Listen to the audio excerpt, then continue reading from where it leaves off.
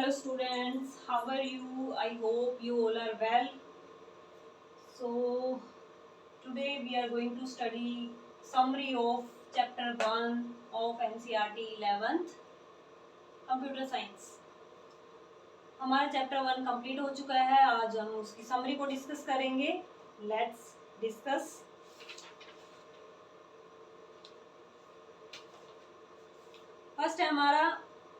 First हमने क्या पढ़ा था? कंप्यूटर सिस्टम के बारे में. What is computer system? Computer जो भी कंप्यूटिंग डिवाइस है उसी को हम बोलते हैं कंप्यूटर. जो क्या करता है? इनपुट को लेता है, उसको प्रोसेस करता है, देन आउटपुट प्रोवाइड करता है. और इसके बाद computer system has 4 physical components.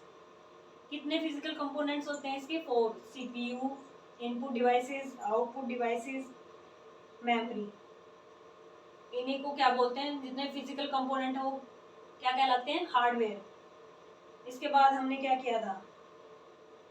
Memory की थी. मेमोरी कितने टाइप्स की होती है? Primary memory, secondary memory. Primary memory में फिर फर्दर 2 टाइप्स की होती है, रैम एंड रोम. रैम किस टाइप की मेमोरी होती है? वोलेटाइल. और रोम नॉन वोलेटाइल. वोलेटाइल क्या होती है? जिसमें डाटा कुछ टाइम के लिए स्टोर होता है, जैसे पावर ऑफ हुई डाटा उड़ जाएगा. और रोम नॉन वोलेटाइल, उसमें क्या होता है? वो हमेशा याद रखता है. अच्छा बच्चा है रोम. रोम अच्छा बच्चा है भाई. याद रखता है. जो उसको एक बार स्टोर कर दिया वो अच्छे से याद रखेगा. इसीलिए जो ऑटोमेटिक मशीन है उसमें माइक्रो कंट्रोलर यूज होता है, क्योंकि माइक्रो कंट्रोलर में रोम लगा होता है. इसके बाद सिस्टम बस किया था हमने. सिस्टम बस में क्या कौन कौन सी बसेस आती हैं? डाटा बस, एड्रेस बस और कंट्रोल बस. डाटा बस क्या होती है हमारी? बाई डायरेक्शनल होती है. एड्रेस बस यूनि डायरेक्शनल होती है.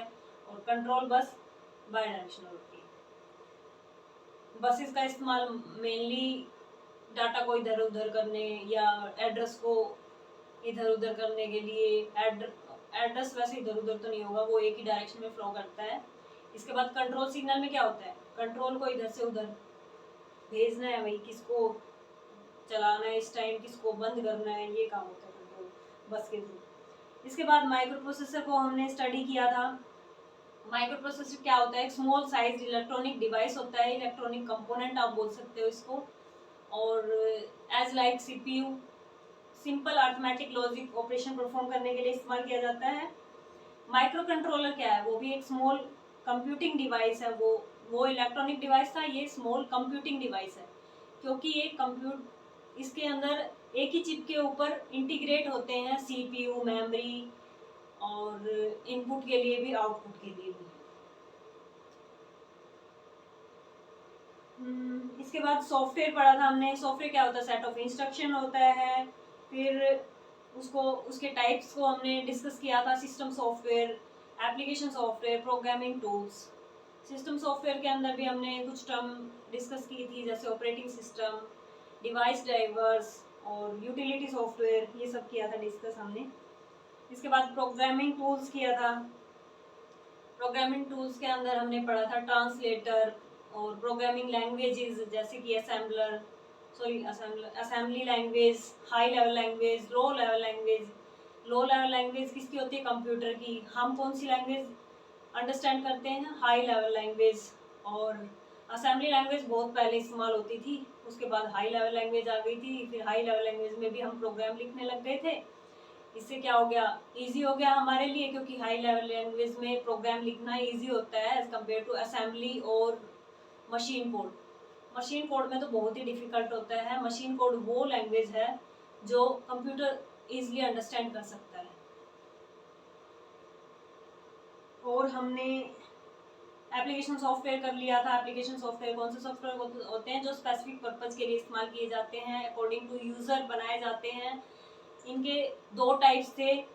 एक था जनरल पर्पज सॉफ्टवेयर, एक था कस्टमाइज्ड.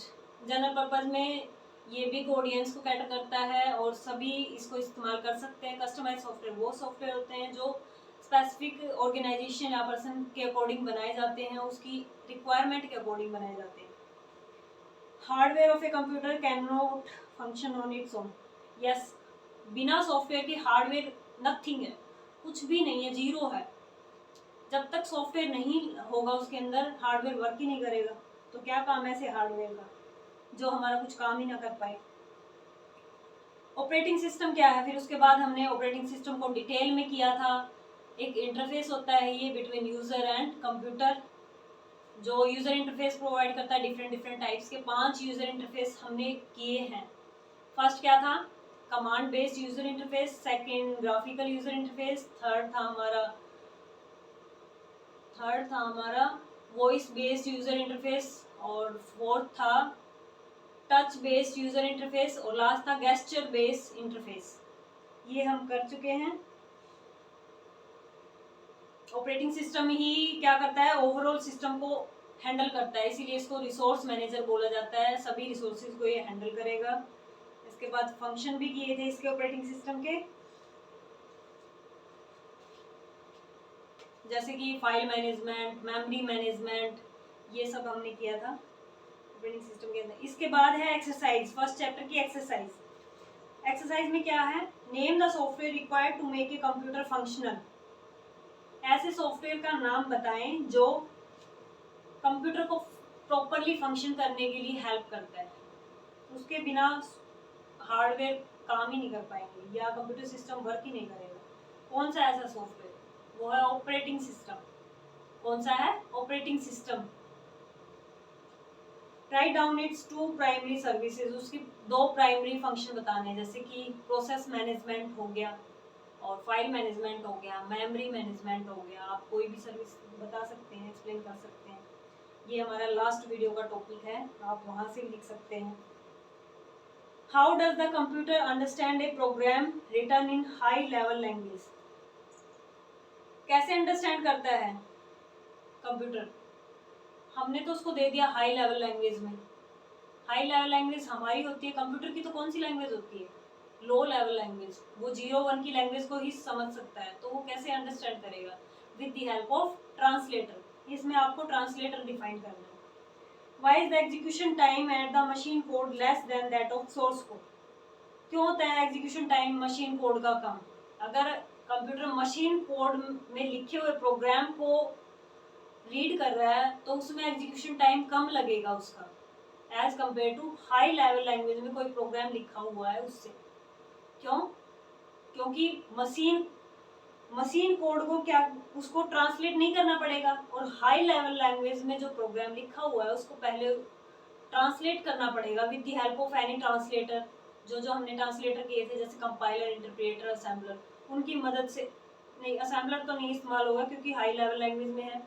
हाई लेवल लैंग्वेज में 2 ट्रांसलेटर इस्तेमाल होंगे, हाई कंपाइलर और इंटरप्रेटर की मदद से पहले उसको ट्रांसलेट करना पड़ेगा, तब वो रीड कर पाएगा उसको, तो टाइम तो ज़्यादा लगेगा। यही एक्सप्लेन करना है आपको कि हाई लेवल लैंग्वेज रिक्वायर करता है ट्रांसलेटर को। फिर ट्रांसलेटर में कंपाइलर और इंटरप्रेटर को डिफाइन कर दो। इसके बाद रैम की ज़रूरत क्यों पड़ी हमें, रैम की ज़रूरत क्यों पड़ी। अगर हम रजिस्टर और कैशे मेमोरी के कंपैरिजन में देखें तो रजिस्टर और कैशे मेमोरी बहुत ही कॉस्टली होती हैं और लिमिटेड नंबर्स में होती हैं, साइज बहुत ही छोटा होता है, और डाटा स्टोरेज भी क्या होता है उसमें टेम्परेरी होता है। इसीलिए रैम की रिक्वायरमेंट पड़ी, ताकि डाटा क्या हो जाए, थोड़ा स्टोरेज स्पेस बढ़ जाए और कॉस्ट भी थोड़ी कम हो जाए। रैम की cost as compare to register and cache memory कम होती है। और सेकेंडरी मेमोरी की अगर कंपैरिजन में देखा जाए तो रैम क्यों बेस्ट है, या क्या इनमें क्यों जरूरत पड़ी रैम की। अगर डायरेक्टली सीपीयू सेकेंडरी मेमोरी को एक्सेस करता, उसमें क्या लगता, उसका टाइम वेस्ट होता है, क्योंकि एक्सेस टाइम सेकेंडरी मेमोरी का हाई होता है, बहुत ज़्यादा एक्सेस टाइम लगता है as compare to RAM. RAM में एक्सेस टाइम बहुत ही कम लगता है, और टाइम आपको पता ही है, टाइम सबसे इम्पोर्टेंट है। आप जो भी डिवाइस या कोई भी सॉफ्टवेयर लेने के लिए जाते हैं उसमें टाइम मेजरमेंट सबसे इम्पोर्टेंट होता है। What is the need for secondary memory. Next question हमारा कि सेकेंडरी मेमोरी की जरूरत क्यों पड़ी हमें। वो इसीलिए पड़ी क्योंकि रैम जो होता है हमारा टेम्परेरी बेस पे डेटा स्टोर करता है, और उसकी स्टोरेज कैपेसिटी भी कम होती है as compare to secondary memory. तो हमें अगर स्टोरेज कैपेसिटी ज़्यादा चाहिए और परमानेंट डेटा स्टोर करना है तो सेकेंडरी मेमोरी चाहिए। How do different component of the computer communicate with each other? कैसे कम्युनिकेट करते हैं? With the help of operating system और बसेस की हेल्प से भी कम्युनिकेट करते हैं। Draw the block diagram of a computer system. इसके बाद कंप्यूटर सिस्टम का ब्लॉक डायग्राम आपको दिखाना है, जो हमने फर्स्ट वीडियो में किया था। सबसे पहले होते हैं इनपुट डिवाइसेस, उसके बाद इनपुट डिवाइस से डेटा कहाँ जाएगा? कंप्यूटर सीपीयू के पास। सीपीयू क्या करेगा? प्रोसेस करेगा उसको। सीपीयू के अंदर क्या क्या होता है? रजिस्टर होते हैं, यानी कि इसकी खुद की इंटरनल मेमोरी होती है, एएलयू और सीयू। उसके बाद आउटपुट डिवाइस पे डेटा क्या कर दिया जाएगा? शो कर दिया जाएगा। और यहाँ पे इसके अटैच में क्या होती है? सेकेंडरी मेमोरी भी होती है। हर एक को आपको डिफाइन करना है। आप इनपुट डिवाइस को के बारे में बताओगे, रजिस्टर, एएलयू, सीयू, और सेकेंडरी मेमोरी के बारे में, आउटपुट डिवाइसेस के बारे में।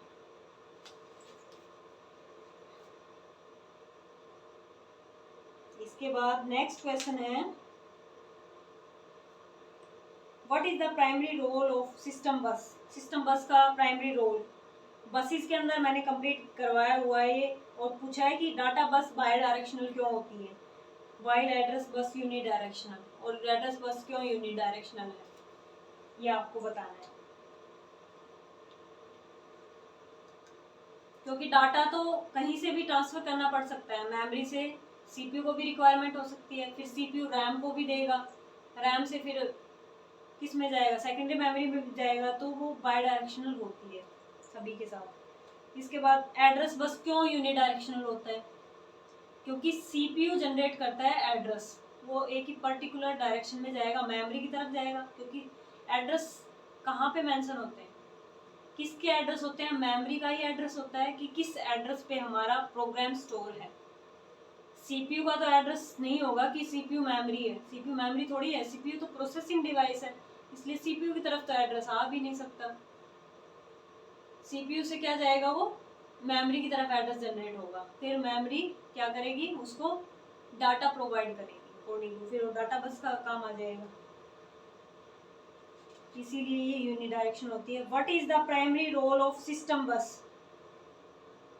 ये हो गया। Differentiate between proprietary software and freeware software. Proprietary software क्या होते हैं? वो सॉफ्टवेयर जो कॉपीराइटेड सॉफ्टवेयर होते हैं, मतलब किसी जो डेवलपर है वो उसको फ्रीली प्रोवाइड नहीं करेगा, उसके लिए कुछ पेमेंट मांगता है, कुछ चार्जेस होते हैं, कुछ टर्म्स एंड कंडीशन के बेस पे वो सॉफ्टवेयर को इस्तेमाल करने के लिए देता है, वो होते हैं हमारे प्रोप्राइटरी सॉफ्टवेयर। इनके दो एग्जांपल भी देने हैं। प्रोप्राइटरी सॉफ्टवेयर का एग्जांपल हो गया हमारा जैसे विंडोज़, माइक्रोसॉफ्ट विंडोज़ और टैली। फ्रीवेयर सॉफ्टवेयर में वो सॉफ्टवेयर होते हैं जो फ्रीली दे दिए जाते हैं, डेवलपर फ्रीली यूज़ करने के लिए दे देगा, लेकिन सोर्स कोड प्रोवाइड नहीं करता है, वो भी सिर्फ फ्री टू यूज़ होते हैं वो। इसके एग्जांपल है एडोबे रीडर, स्काइप। इसके बाद मेन डिफरेंस बताना है आपको माइक्रो कंट्रोलर और माइक्रो प्रोसेसर के बीच में। मेन डिफरेंस होता है इनका कि जो माइक्रो कंट्रोलर होता है वो क्या है? कंप्यूटिंग डिवाइस है, और माइक्रो प्रोसेसर क्या है? एक इलेक्ट्रॉनिक डिवाइस है, स्मॉल इलेक्ट्रॉनिक डिवाइस है, और ये स्मॉल कंप्यूटिंग डिवाइस होता है माइक्रो कंट्रोलर। माइक्रो कंट्रोलर में मेमोरी भी होती है, एक ही सिंगल चिप पे इंटीग्रेट होगी, मेमोरी भी, इनपुट भी और सीपीयू भी। लेकिन माइक्रो प्रोसेसर में ऐसा कुछ नहीं होता है, वो सिंपल अर्थमेटिक लॉजिक ऑपरेशंस के लिए ही इस्तेमाल किया जाता है।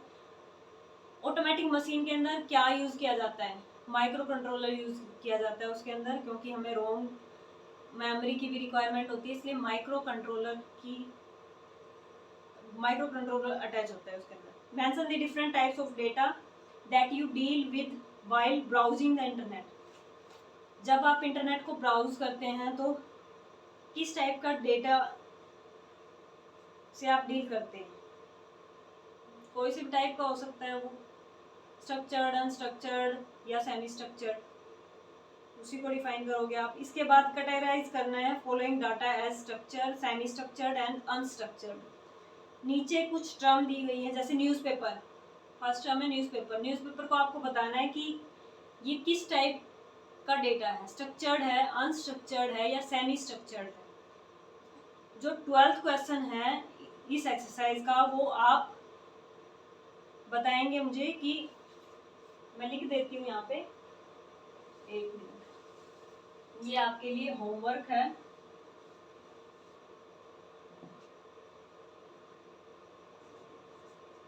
Question, categorise the following data as structured, unstructured and semi-structured।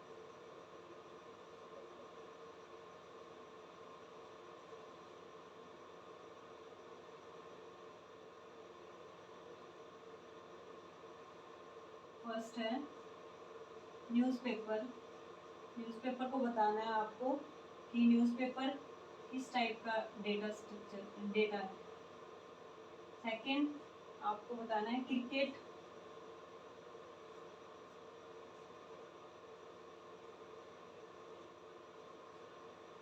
Match score.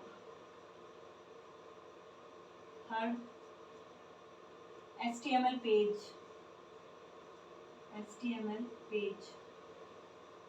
और फोर्थ है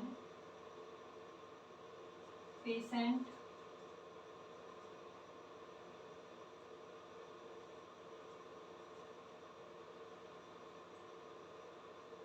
रिकॉर्ड्स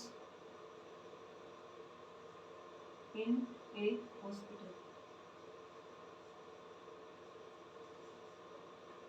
ये क्वेश्चन आपको कमेंट बॉक्स में रिप्लाई करना है जरूर। Okay students, okay okay okay, अपने आप से ही बातें कर लेते हैं, आप तो पता नहीं कब देखोगे ये वीडियो। नेक्स्ट क्वेश्चन है, नेम द इनपुट और output device use to do the following. आपको बताना है इसमें कौन सा डिवाइस होगा, कौन सा आउटपुट या इनपुट, कौन सा डिवाइस यूज होगा। फर्स्ट है टू आउटपुट ऑडियो, ये भी वैसे आप कर सकते हैं, इजी क्वेश्चन है। आउटपुट करने के लिए ऑडियो को,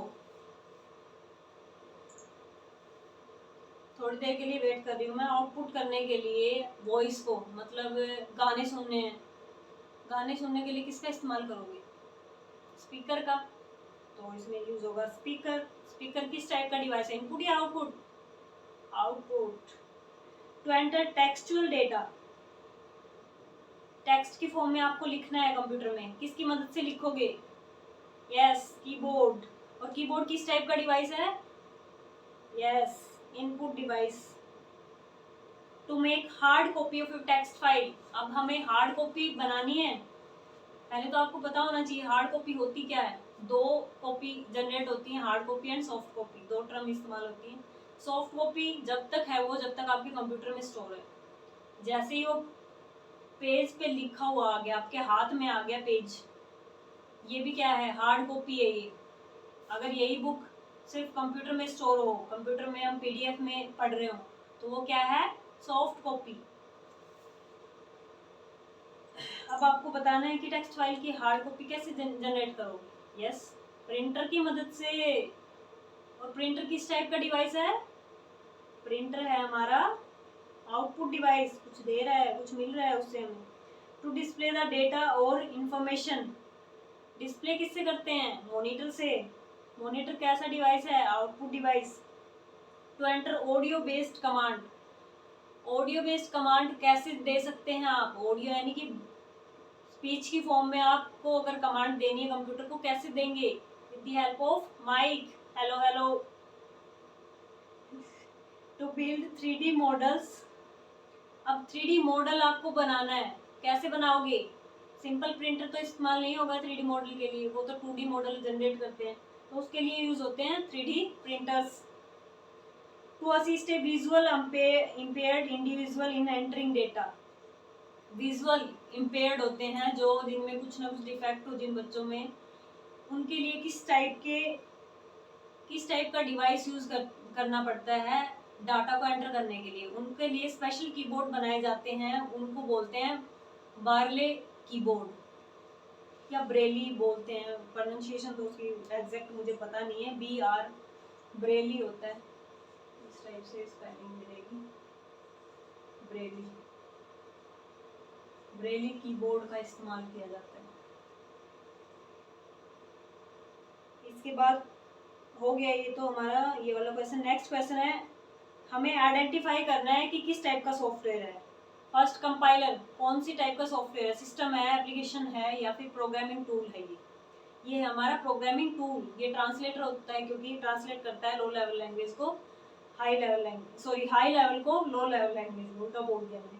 असेंबलर ये भी क्या है, ट्रांसलेटर है, ये असेंबली लैंग्वेज को मशीन कोड में चेंज करता है, तो ये भी प्रोग्रामिंग टूल के अंदर जाएगा। उबंटू, उबंटू क्या है, उबंटू है हमारा ऑपरेटिंग सिस्टम, मैंने डिस्कस किया हुआ है ये भी। और ऑपरेटिंग सिस्टम क्या होता है, सिस्टम सॉफ्टवेयर, तो इस उबंटू आ जाएगा सिस्टम सॉफ्टवेयर के अंदर। टेक्स्ट एडिटर, टेक्स्ट एडिटर्स जितने भी हो वो एप्लीकेशन सॉफ्टवेयर के अंदर आते हैं। तो एक्सरसाइज हमारी कंप्लीट हो चुकी है। एक्सप्लोर योरसेल्फ, ये आपको खुद एक्सप्लोर करना है, बाकी आपको डिवाइस ड्राइवर डाल के देखने हैं अपने कंप्यूटर के अंदर, ये सब दिया हुआ है।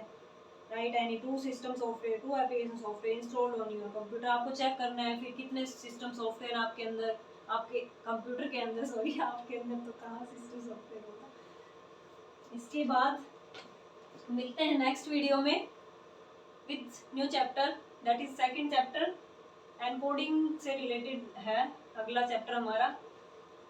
तो अगर आप इस चैनल पे हैं नए तो प्लीज़ सब्सक्राइब कर लें हमारे चैनल को, और ऐसी वीडियो आपको मिलती रहेंगी। मैं सब कुछ करवाऊंगी, NCERT कंप्यूटर साइंस, ये जो है हमारी बुक, इसको हम करने वाले हैं कंप्लीट। एक चैप्टर तो हमारा कंप्लीट हो ही चुका है, अब करेंगे हम सेकंड चैप्टर की तरफ मूव। अगर आपने पिछली वीडियो नहीं देखी है तो उनको भी एक बार देख लें, लिंक आपको डिस्क्रिप्शन बॉक्स में मिल जाएगा पक्का। और अगर आपको नोट्स चाहिए तो नोट्स के लिए थोड़ा वेट करना पड़ेगा, मैं इसके नोट्स प्रोवाइड कर दूंगी जितने क्वेश्चन इसके सबके। मिलते हैं नेक्स्ट वीडियो में, till then take care, bye bye.